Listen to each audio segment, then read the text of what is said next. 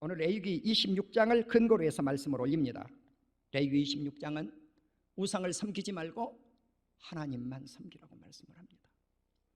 그런데 하나님을 경외하라 이렇게 나와야 정상이라고 생각을 할 것인데 그 다음 절 2절의 말씀을 하나님이 뭐라고 말씀을 하고 계시느냐면 안식일을 준행하라는 것입니다. 안식일을 지키라는 것입니다. 오늘날로 말하면 뭘까요? 주일을 지키라는 것입니다. 주일 성소를 하라는 것입니다. 그 다음에 나온 말씀이 성소를 경외하라입니다. 어떻게 교회를 경외하라 그럴까? 여기서 경외하라고 하는 것은 하나님을 경외하라고 하는 단어와 똑같습니다. 두려워하라는 것입니다.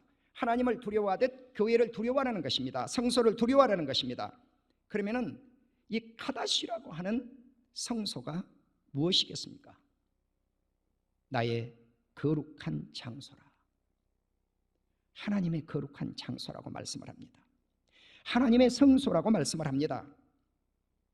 그렇다면 우리 사랑하는 성도님들이 하나님의 성소를 거룩하게 해야 될 예배가 열려야 하나님을 거룩하게 할 텐데 강압적인 명령에 의해서 아버지 집에 나오지 못하고 예배를 드리는 이것이 거룩한 예배가 될 것이냐고 하는 것입니다.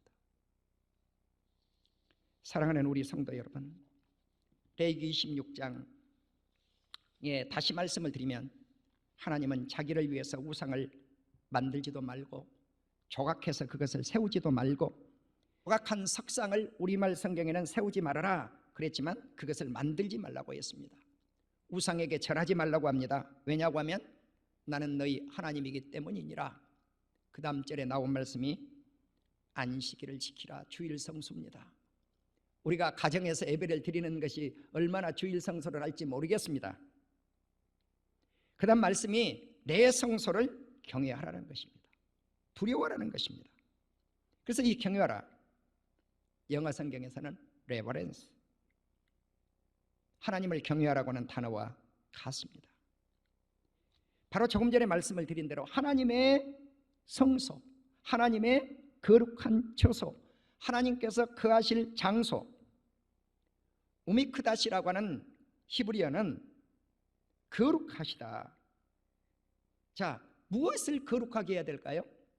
하나님의 것으로 구별해서 거룩하게 하라고 말씀입니다. 하나님께서 거하시는 장소, 이 거룩한 장소를 말씀하고 있습니다. 사랑하는 우리 성도 여러분, 우리는 주일을 성수하지 않고 성소를 경외하지 않는 행위는 예배를 드리지 않는 행위를 하나님은 어떻게 볼까요? 많은 한국교회가 이제까지 예배를 드리면서 현장 예배를 드릴 것인가? 인터넷 예배를 드릴 것인가? 인터넷 예배가 과연 예배일까? 이것은 찬반론이 많으셨습니다. 그것을 어느 것이 옳고 어느 것이 그르다 제가 그 말씀 드리려고 하는 겁니다. 논쟁을 드리는 말씀이 아닙니다. 그러나 한국교회가 몇 개월 동안 인터넷 예배를 드리고 나서 결론이 뭡니까? 우리 스스로 예배는 성도들의 만남이 있어야 그 만남 속에서 하나님을 섬겨야 제대로 된 예배라고 하는 것을 우리 스스로 깨닫고 있습니다. 그것을 신학적으로 정의를 내리거나 예배학적으로 정의를 내릴 필요도 나는 없다고 생각합니다. 이 문제를 우리 스스로 자신에게 묻고 자신이 답하면 된다고 저는 믿습니다. 사랑하는 우리 성도 여러분, 레위기 26장 14절 이하에는 하나님을 섬기지 않고 하나님의 말씀을 청종하지 않고 하나님의 명령을 준행하지 않고 하나님의 언약을 배반했을 때 1단계 재앙, 2단계 재앙, 3단계 재앙, 4단계 재앙이 계속해서 하나님께서 주실 것을 예고하고 있는 말씀입니다. 1단계 하나님의 명령을 어긴 재앙은 놀라운 재앙을 내린다고 우리말 성경에 말씀을 하고 있습니다. 그런데 이 놀라운 재앙이 어떻게 찾아올 것인가? NIV 성경, New American Standard Bible 성경, 강신택 박사님 성경에는 순식간에 재앙이 찾아온다고 기록이 되어져 있습니다. 그럼 1단계 재앙이 이것은 가벼운 재앙일지 모르겠습니다만 아닙니다. 가벼운 재앙만은 아닙니다. 폐병이 걸립니다. 열병으로 눈이 어두워집니다. 생명, 마음이 쇠약해져 버리고 맙니다. 자, 파종한 것이 헛되어서 너희 대적이 우리가 심은 것을 먹어치웁니다. 이것이 1단계 재앙입니다. 그래서 두 번째, 하나님이 우리를 하나님의 말씀을 어긴 죄값으로 치셨습니다. 대적에게, 적군에게 치명적으로 패배가 일어난다고 말씀을 합니다. 너희를 미워하는 자 대적들이 쳐들어와서 우리를 다스립니다. 통치합니다. 너희는 쫓는 자가 없어도 도망을 간다. 그러니까 패배한다는 것입니다. 전쟁이 일어나서 패전한다는 거죠. 이러한 재앙이 내려도 사람들은 하나님의 말씀을 청종하지 아니하니 너희 죄값으로 7배의 징벌을 내리겠다고 주님이 말씀을 하고 있습니다. 자, 그래서 이제 19절 이하에 보면 2단계의 재앙이 하나님께서 내리기 시작을 했습니다. 그럼 2단계 재앙을 왜 내렸는가? 하나님께서 하늘을 철같이, 땅을 놋같이 하겠다고 말씀을 합니다. 왜 그런가? 사람들의 교만 때문이었습니다. 하나님을 섬기지 아니하는 교만, 하나님의 명령을 어긴 교만. 불순종은 비를 내리지 않았습니다. 곡식이 자라지 않습니다. 하늘은 철 같고, 이 말은요, 비를 내리지 않는다는 의미입니다. 땅은 놋 같다, 황무지가 되어버렸다는 말씀입니다. 비가 내리지 않아서 황무지가 됐으니까 어떻게 됐겠습니까? 먹고 살 것이 없죠. 오늘 본문 20절을 보면 너희의 수고가 헛될 것이라, 농사짓는 것이 헛것입니다. 왜? 산물을 내지 않기 때문입니다. 흉년이 들었습니다. 이러한 재앙이 지나가지만 사람들은 여념없이 하나님께 불순종을 합니다. 그 다음 2단계가 오는데 하나님의 말씀을 청종하지 않습니다. 그래서 하나님은 들짐승을 보내서 자녀를 죽이고 가축대들을 다 먹어치워버리고 멸종을 시킵니다. 그리고 백성들의 수요는 감소시킵니다. 그리고 백성들의 걸어갈 길, 인생의 길을 황폐하게 만들어버립니다. 이런 일을 당하지만 무슨 일입니까? 폐병, 열병, 생명이 쇠잔하고 흉년이 들고 적에게 패전해서 사람이 죽고 짐승이 죽고 이러지만 하나님께 돌아오지 않습니다. 오히려 하나님께 대항합니다. 그 결과 어떻습니까? 하나님이 그 죄값으로 인해서 7배를 더 친다고 했습니다. 세 번째, 하나님께서 재앙을 격상시킵니다. 그리고 무엇이 일어납니까? 하나님의 칼이 임했습니다. 성경에서 칼은 전쟁을 사용할 때 칼이라고 사용을 했고 전염병을 칼로 묘사를 합니다. 너희를 대적의 손에 넘긴다. 칼과 전염병을 통해서 대적에게 넘긴다는 그런 의미가 들어 있습니다. 자, 우리가 역대상 21장을 보시면 다윗이 하나님의 허락도 없이 인구조사를 했죠. 블레셋 군대와 싸우려고 하는데 하나님을 의존하지 않고 인구를 세라고 해서 요압 장군이 인구조사를 다 해서 이것이 하나님 앞에 죄죠. 요압 장군이 하나님께서 원하시면 지금보다도 백성을 100배나 더하게 하실 텐데 왕이요, 인구조사를 멈추십시오 해도 왕이 듣지 않습니다. 그 결과 하나님은 3가지 재앙을 제시했습니다. 3년 동안 기근이 들게 할 것인가, 3달 동안 적군에게 패해서 쫓겨다닐 것인가, 3일 동안 여호와의 칼을 맞을 것인가. 여호와의 칼이 무엇입니까? 전염병이었습니다. 이 칼, 여호와의 칼, 이 칼로 7만 명이 죽었습니다. 사랑하는 우리 성도 여러분, 이 땅에 일고 있는 코로나가 무엇입니까? 그것이 인위적으로 발생이 됐다고요? 인간으로부터 발생이 됐다고요? 아닙니다.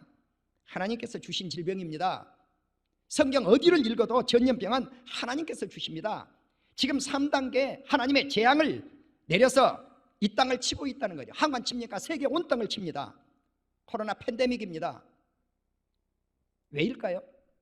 세계 온 땅의 사람들의 죄값입니다. 오늘 본문 말씀에 어떤 말씀이 나오냐면은 하나님의 성읍에 너희들이 모일지라도 하나님께서 너희들 중에 연병을 보내겠다고 말씀을 합니다. 자, 성읍에 너희들이 모일지라도 그 자리에 연병을 보낸다는 거예요. 이 연병 코로나가 교회 안에만 옵니까? 아닙니다. 성경적 답은 모든 도시 안에, 대한민국 온통 온 나라에 온다고 말씀하고 있습니다. 세계 온 땅에 온다고 말씀하고 있습니다. 특정 교회에 오지 않습니다. 이 말씀을 오늘 저는 안타깝게 말씀을 준비하고 이 말씀을 전파합니다. 사랑하는 우리 성도 여러분, 대한민국 사랑하는 우리 백성들 여러분들이 오늘 이 말씀에 귀를 좀 기울여 주셨으면 좋겠습니다. 교회는 코로나의 온상지가 아닙니다.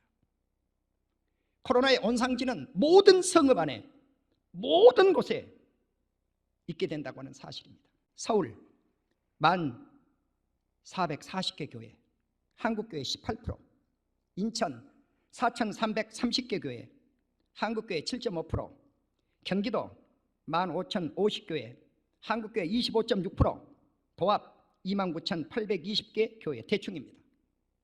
여기에 누락된 교회들이 있을 것이니까 서울, 경기, 인천 교회가 약 51.7%쯤 될 것입니다. 오늘 수도권에서만 이 많은 교회가 비대면이라고 하는 예배를 드리고 있습니다.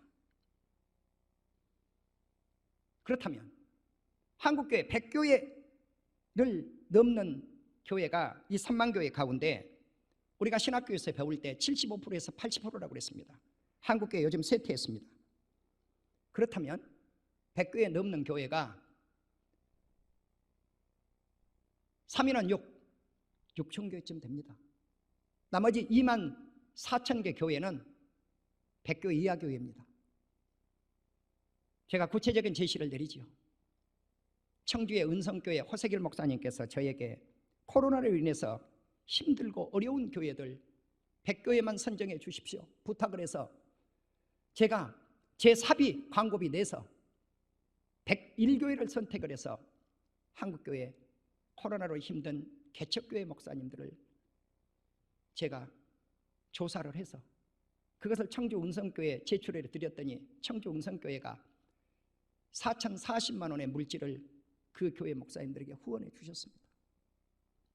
그리고 제가 건의를 해서 목사님 제주도에 100교회를 또 한 번만 후원해 주십시오 하고 선정 과정에 있었었는데 코로나 사태로 인해서 그게 진행을 지금 중단하고 있는 상황입니다. 그런데 어젯밤에 또 연락이 왔습니다. 목사님께서 목사님 코로나로 힘든 한국교회 100교회를 다시 한번 선정해 주십시오. 2차 모집에서 후원을 좀 하고 싶습니다. 여러분 우리 개척교회들 힘듭니다. 약한 교회들 힘듭니다. 그렇다면 영상 예배를 이렇게 띄워서 인터넷 예배를 드릴 만한 교회들이 얼마나 많은 줄 압니까? 장비 갖춰지지 않았습니다. 나는 우리 정부와 이번 결정을 내렸던 목사님들이 그 부분까지 헤아리지 못했다고 확신합니다. 열여인이 한 화덕에서 떡을 구워 저울에 달아 주리니 너희가 먹어도 배부르지 아니할 것이다. 여기서 우리는 회개가 필요합니다. 하나님께 돌아옴이 필요합니다. 한국교회가 진정한 회개가 필요합니다. 27절에 보면 너희가 코로나와 같은 전염병이 올지라도 하나님의 말씀을 청종하지 않고 하나님을 대항할 것이다. 백성들은 말을 듣지 않는다는 거죠. 관리들은 말을 듣지 않는다는 거죠. 교회도 말을 듣지 않는다는 거죠. 교회 성도들도 하나님의 말씀에 저항한다는 거죠. 하나님은 이 죄로 인해서 7배나 징벌을 더하겠다고 28절에서 29절에 말씀을 합니다. 심각한 기근이 왔습니다. 아들의 살을 먹습니다. 딸의 살을 먹습니다. 성읍은 황폐해졌습니다. 성소는 황량해졌습니다. 교회가 아닙니다. 너희의 향기로운 냄새, 제사와 기도를 하나님이 받지 않습니다. 땅은 황무하여 원수들이 놀랄 것이고 여러 민족 중에 흩어질 것이고 이제 원수의 땅에 가서 살게 됩니다. 쇠잔한 민족으로 추락합니다. 왜 그렇습니까? 나의 죄와 선조들의 죄값입니다. 오늘 본문 40절 이하에 잘못된 나의 죄악, 잘못된 나의 조상들의 죄악, 이것을 잡아가고 하나님을 대항하지 아니하고 깨닫고 내 마음이 낮아져서 겸비해서 하나님의 죄악의 형벌을 기쁘게 받으면 43절 땅은 황폐하여 안식을 누리고 깨닫는 백성들 죄악의 형벌을 기쁘게 받으면 원수의 땅에서 그들을 던져버리지 않겠다고 말씀을 합니다. 이국 땅에 가서 살게 되는데 그들을 던져버리지 않겠다는 거죠. 하나님의 백성들을 향해서 그들과 맺은 언약을 폐하지 아니하고 다시 그 언약을 기억해 주겠다고 주님은 말씀하고 있습니다. 사랑하는 우리 성도 여러분, 이제 희망의 말씀을 제시하려고 합니다. 지금까지는 어두운 말씀이었습니다. 이제 광명의 말씀, 희망의 말씀, 우리 민족이 살아야 될 말씀, 이 민족이 살고 교회가 살고 우리 성도들이 살고 우리 시민들이 살 나라 대한민국의 백성들이 살 수 있는 게 뭘까요?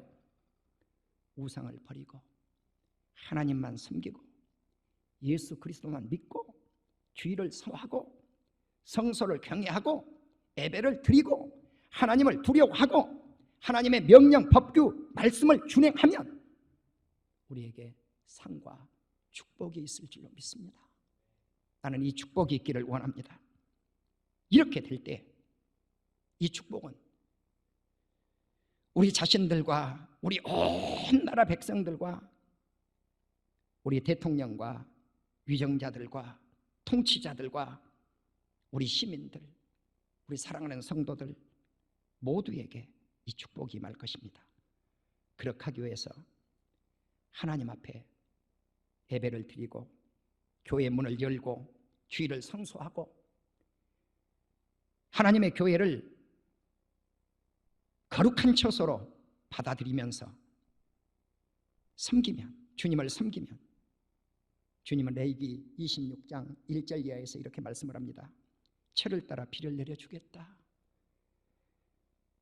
땅에는 산물을 내고 나무는 열매를 맺고 풍년이 들 것이니라. 2절에서는 파종 때까지 포도를 먹고 그 음식으로 배불리 먹게 해주겠다. 3절에서는 안전하게 살게 될 것이다. 4절에서는 그 땅에 평화를 주게 될 것이다. 그렇습니다. 나는 이 나라 우리 대통령과 트럼프 대통령께서 평화를 위해서 애쓰신 것 인정합니다. 그러나 남북의 평화, 또 북과 미국과의 평화, 그것이 정상들이 오가는 가운데서 이루어졌습니까?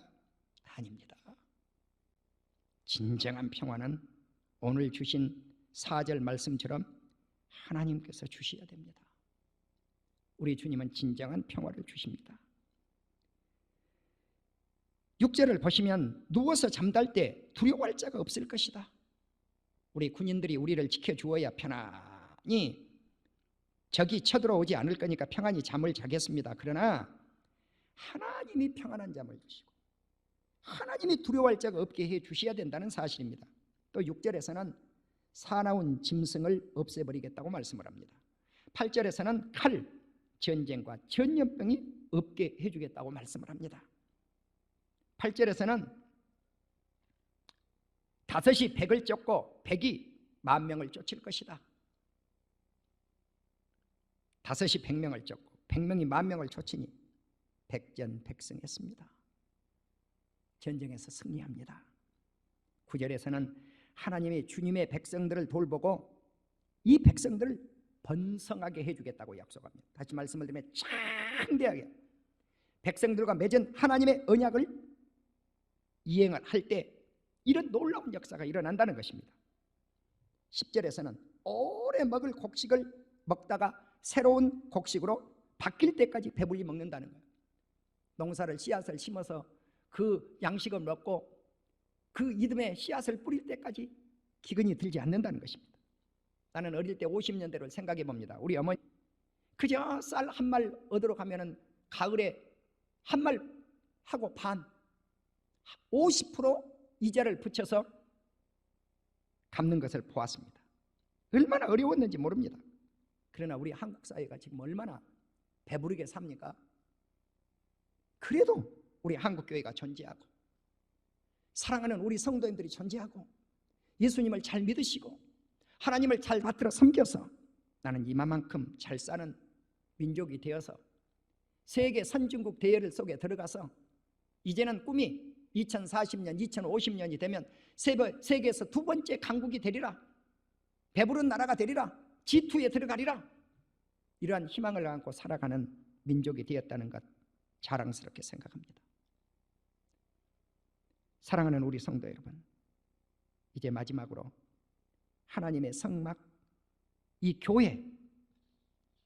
교회를 하나님이 너희 중에 세워주시겠다고 약속을 했습니다. 그리고 하나님의 마음이 너희를 싫어하지 않는다.